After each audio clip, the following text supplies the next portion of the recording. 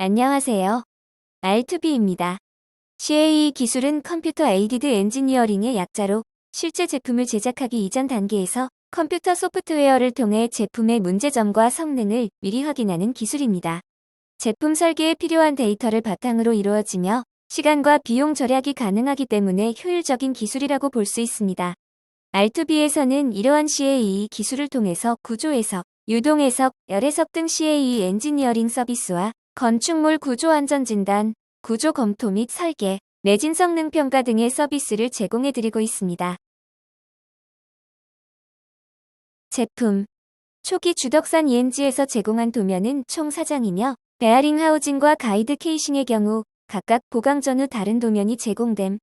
모델링 완료 후보다 정확한 유동 해석을 위한 추가 도면이 제공됨. 제공된 도면은 아래 그림 1에 정리되었습니다. 그림 1. 수중 펌프 도면 3D 모델링 초기 3D 모델링에서는 제공된 도면과 동일하게 제작되었으나 해석자의 판단에 따라 효율적인 유동 해석을 위해 유체와 접촉하지 않는 부분은 최대한 생략되었습니다.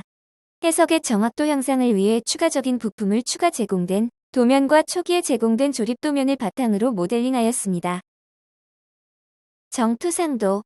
정투상도 단면 그림 2. 리브 보강 전 수중 펌프의 3D 형상 원본싱, 생략 보나 3D 모델링 정투상도 단면 그림 3. 리브 보강 후 수중 펌프의 3D 형상 원본상, 생략 보나 케이싱의 리브 보강 전후 3D 모델링을 단순 비교해봤을 때 가이드베인의 기존의 수직 리브 대신 유선형 리브를 적용함으로써 임펠러를 통과하는 유체 소용 도리에 대한 저항력을 최소화하여 유체의 흐름을 최적화하려 한 것으로 보여집니다. 리브의 형태 변화에 따른 유체 저항 감소로 효과적인 내구성 향상을 예상하나 정확한 판단을 위해 유동 해석을 진행하였습니다. 해석 조건 배관 의뢰자의 요청에 따라 내경 1610mm의 원형 배관을 수중 펌프 작동 위치로 설정. 5m의 충분한 길이로 수중 펌프를 통과한 유체의 정보를 확인할 수 있도록 하였습니다. 그림 4.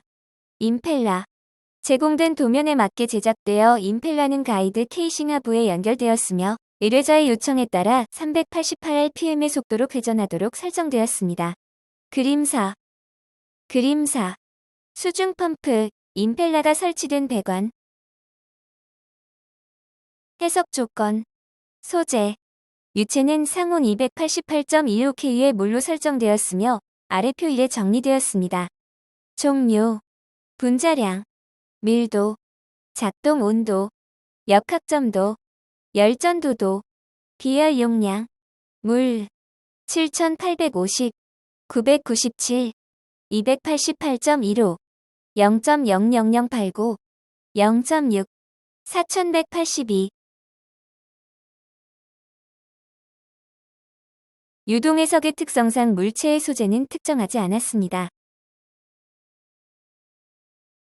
기타 해석 조건 마이너스 9.8m 매초위의 중력이 지면 방향으로 적용되었습니다.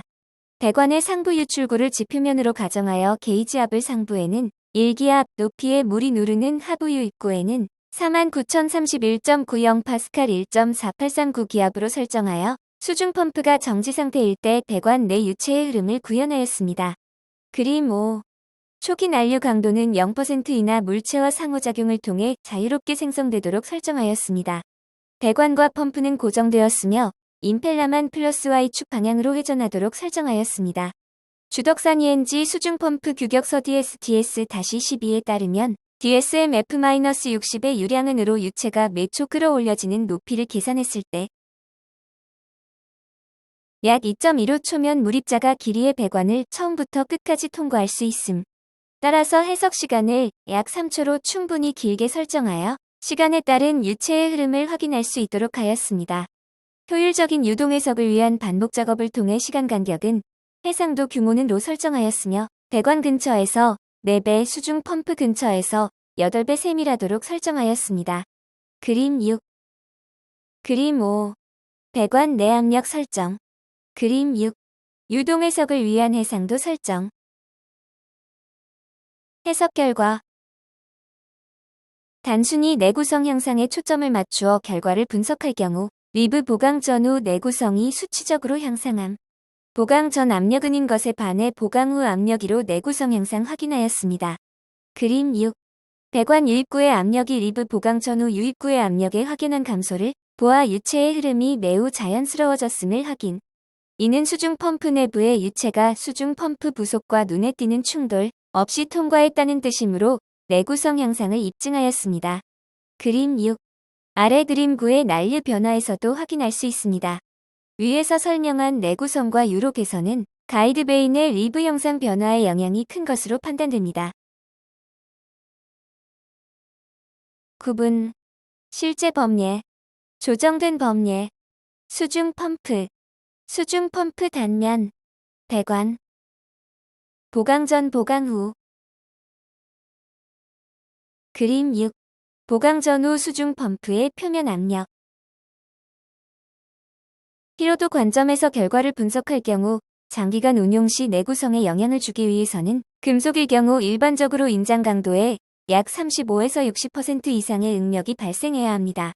응력은 유동 해석 결과로 나타난 압력을 바탕으로 구조 해석을 통하여 구할 수 있으나 이는 전에 언급된 PCI라는 방법을 통해야 합니다.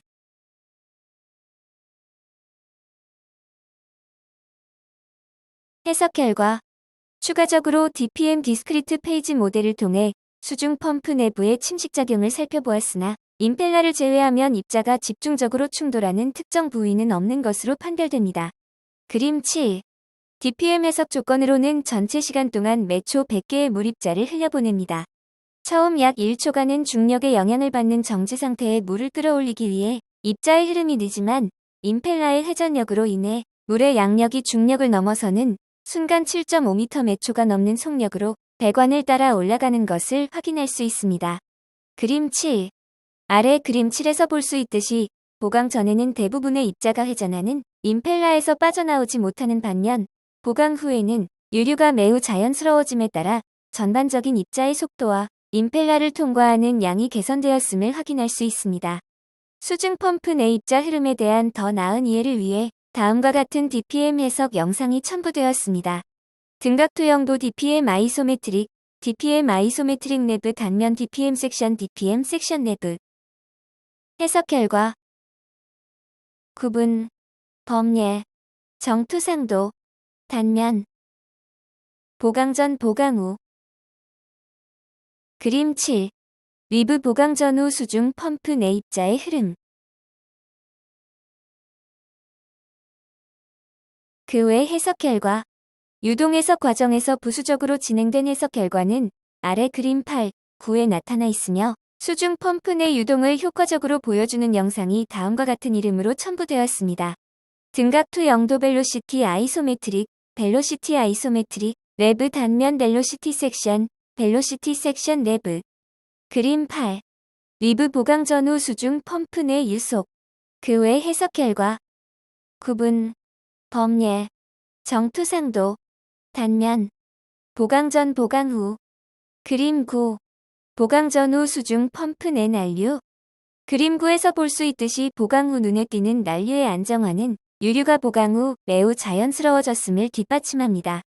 이를 바탕으로 리브 보강 전에 있었던 내구성 문제는 수중 펌프 소재 자체의 문제라기보다 물의 흐름을 고려하지 않은 가이드 케이싱 때문에 물과 같이 들어온 모래의 자갈과 같은 이물질이 난류를 만나 수중 펌프 내에서 요동치면서 일어난 순간 응력에 의해 일어났을 확률이 높다고 판단됩니다. 결론. 유동 해석 결과 주식회사 덕산 ENG에서 보강한 수중 펌프 DSM-F-60은 리브 보강 전 수중 펌프에 비해 낮은 표면 압력을 보여주어 내구성이 향상되었음을 확인하였습니다. 이 보고서는 내구성 향상에 초점을 맞추어 리브 보강 전 표면 압력은인 것에 반해 보강 후 표면 압력이로 내구성 향상 확인하였습니다.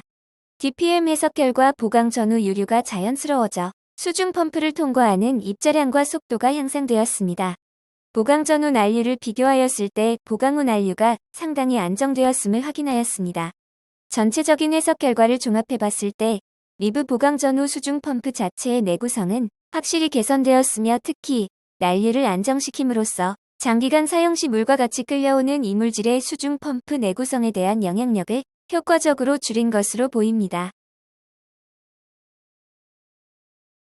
이상 R2B였습니다.